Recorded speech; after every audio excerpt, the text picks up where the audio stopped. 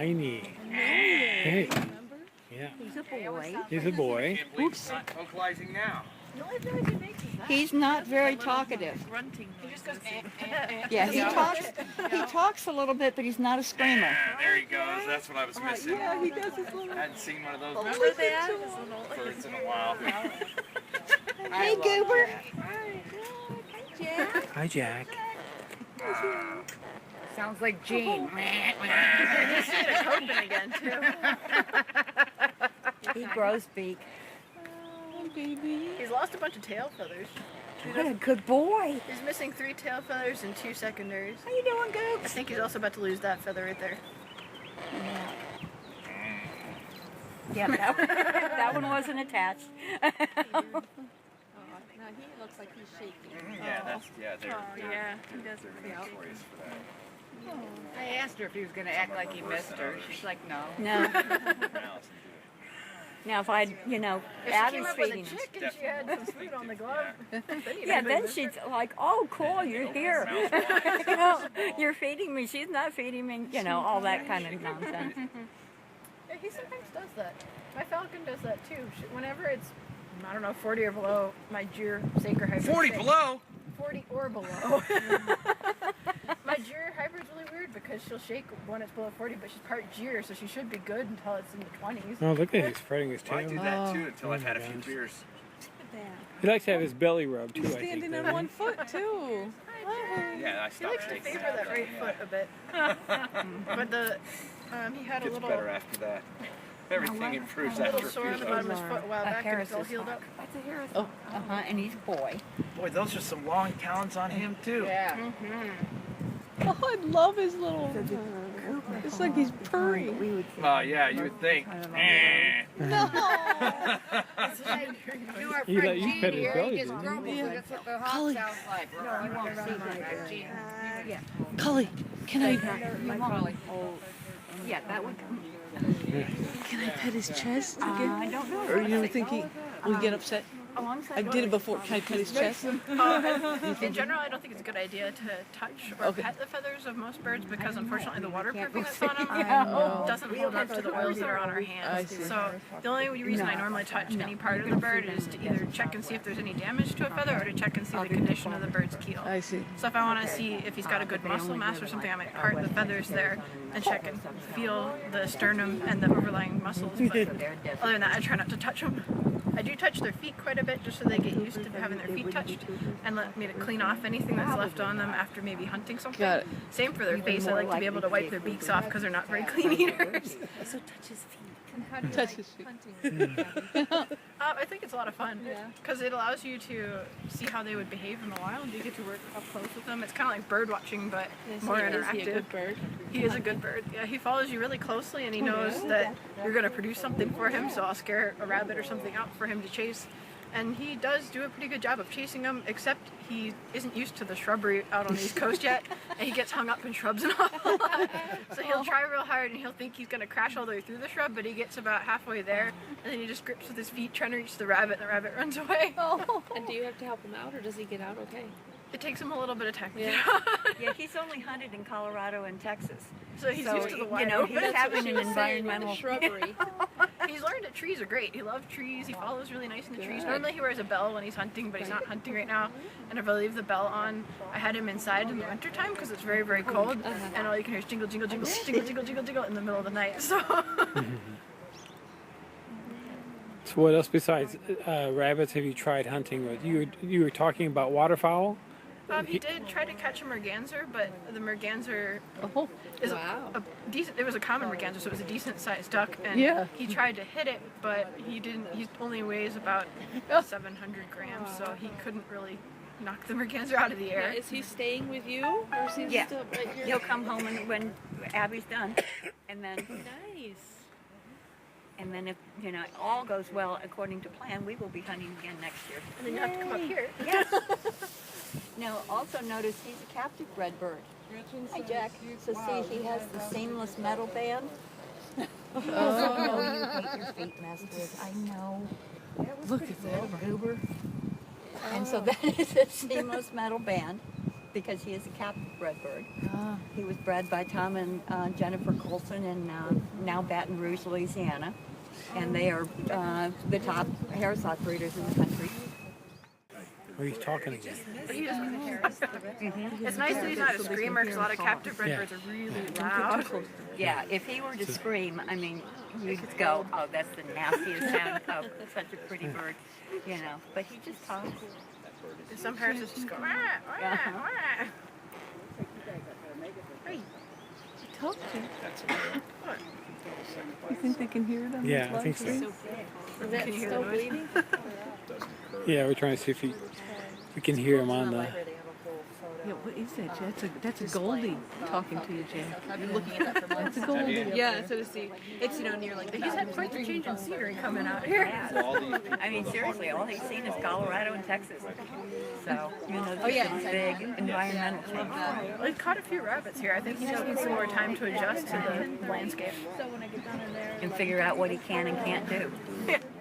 I mean, he's really 14 years old, you know, he's... Yeah, I mean, he's very versatile, and he works with anybody. You can take him out, and he's never met. Oops, sorry, Jack. He's a little funny about hands because the first people who had him didn't treat him very did well. not treat him well. The first 3 Yeah. falconers he was with were just every day. awful. Now you got a picture. He's a little funny about hands. He's okay with the hands if you bring the hands close gradually, but you can't suddenly bring your hand up because that'll spook him.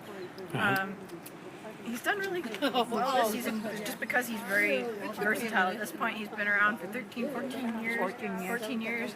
And he works with anybody. You can bring a group of 2 people, you can bring a group of 6 people, you can bring 1 dog, 2 dogs. It didn't seem to matter if he knew the dogs before or not. He was fine with That's the dogs. cool.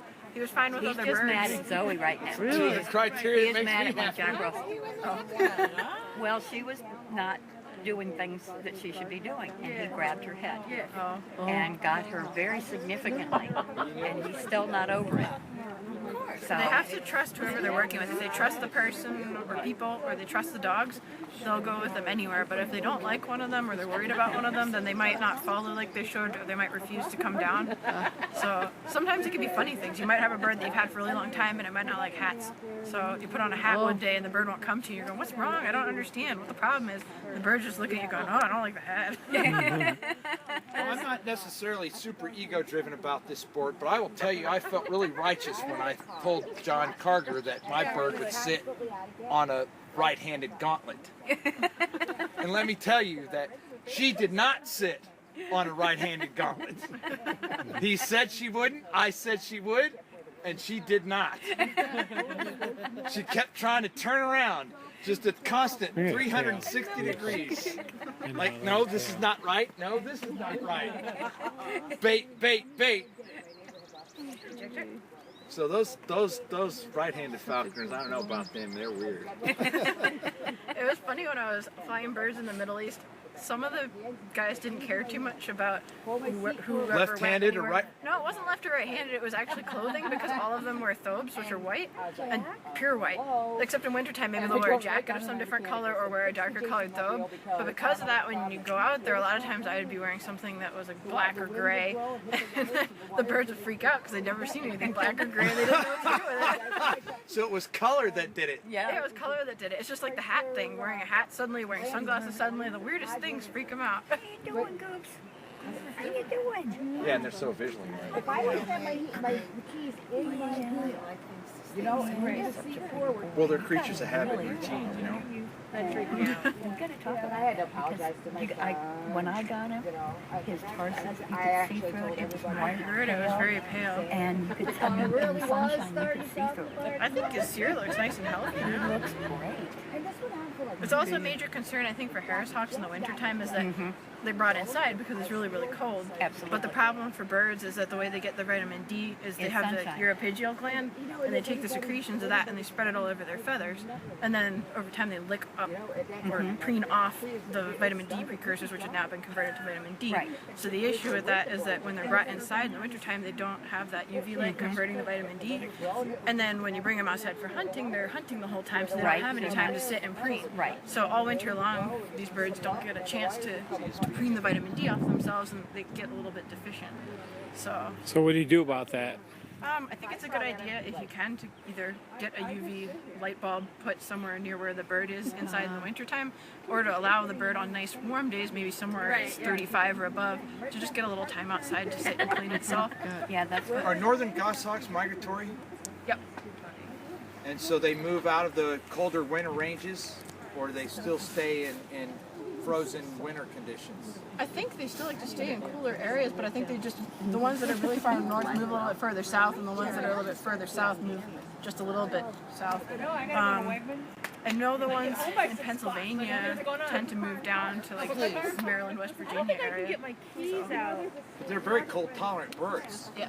I can't turn my keys all the way up. Parasocks don't like the cold Well, very they're much. desert species, but we're talking about goshawks, right? A little bit. So I was just curious whether they like them or I don't think they seem move a cold tremendous tolerant, amount, you like know? because the peregrines move a tremendous distance from Sure. up in the tundra down to the south, beautiful. and the red tails will move a pretty far distance. But He I almost think has what's really like complicating is you're not blue. sure which birds are just either birds that aren't and then moving with or his- birds that have moved from further north down. Chestnut It's just like the color. red tails. You're not sure if the red tails you're seeing are ones that were. And I love the wood of his tail, Yeah. the white on But the sometimes wood. you know they came from a long distance because you get a weird morph, like you get a Harland or something Sure, right, showing or up. Kreider's, and right. That's weird. So sometimes you can kind of guess where they came from, but was good at chalk. I didn't think that. I don't know that I would have been really cold conscious if I had kept an Acitor. You know, maybe not potty, a Jack? Cooper but a Goss I would think would be very cold. I think unless they've got a lot of wind on their feet or they've got a lot of moisture on their feet, they'll be okay. And I guess habitat building a good quality view and stuff, considering that where you're living and that for housing Both that he and animal Mariah benefits some of that, right? Not Yeah, they are. They're being absolutely terrific with all these people around here. I know. Yeah, I've seen some chambers that are really dark, and I really do think some of the birds get vitamin D deficiency. I think it's just being aware of it and making sure you get the birds out. a lot of weathering in the good days, yeah. Yeah, and it's especially hard for them. It's really hard for the Harrises just because it's very, very cold all winter long, so it's hard to get them We're gonna out. run out of And putting battery a here. UV light on them. Well, I mean, I'm not sure if I lived in Canada. Gonna die. We're at 10%. I'm not sure if I lived in New York. I would. There's enough good days in here because I bring the Harrises out on 15-degree days. I just watch what they're doing and let them tell me when they're done. Yeah, and they're in at night when it gets really cold. You know. They're not outside during the No, night. but living in Texas, I didn't have to deal with a lot of really bitter cold nights. So, that was something we didn't have to contend with. Jack says, "What's that?" Is that your phone? I can't. It's my phone. Okay. I was gonna say. I could tell it just tanked. Well, they both did beautifully today with all the people. Mariah was kind of a butt, but she hasn't had a whole lot of human contact recently.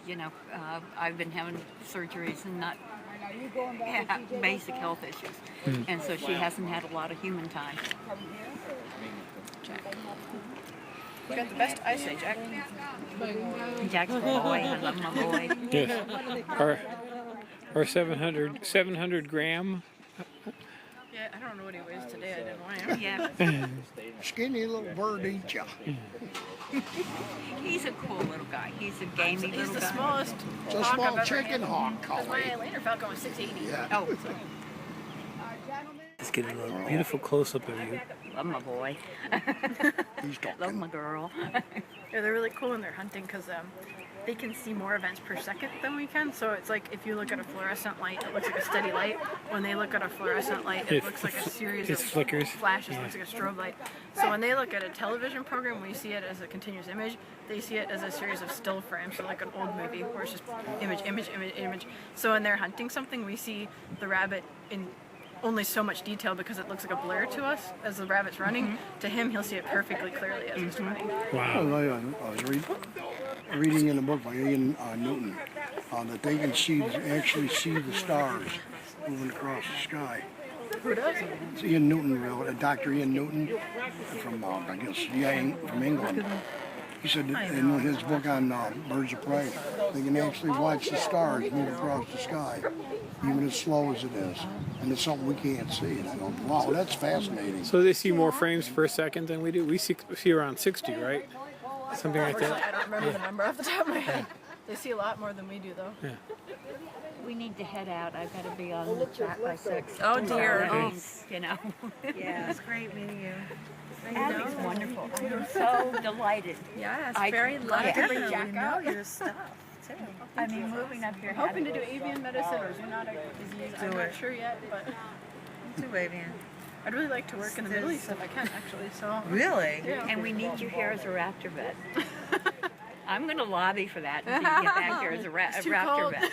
It's nice to meet you too. You can go to Texas. Greg Moore's got to be retiring soon. It's too cold. Somebody's got to take over for Greg Moore. You ever He's met making him? noises. Don't I've you never love been him? to Texas, so Good guy.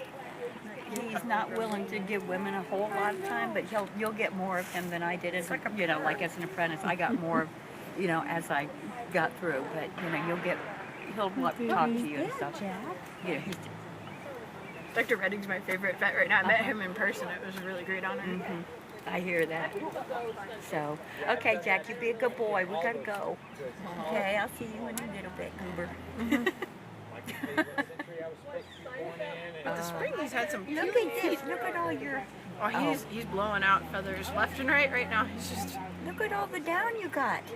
for whatever reason, both of the birds at the same time, they both started dropping many feathers. I mean, normally I expect one primary at a time, and normally I don't even expect that to be at the same time. I expect to find one, then maybe another day later. right. It was 6 in one day for the falcon, and then he dropped. Maybe I should bring Three Mariah tail over to feathers your in a house couple and days. explain to her that, the molt really Walk is. around This is on how dry it goes. Give her a clue. We need to go run. I'm sorry, but I gotta be back at 6. You're wonderful. Yeah. Great to see you. I'll be back in May.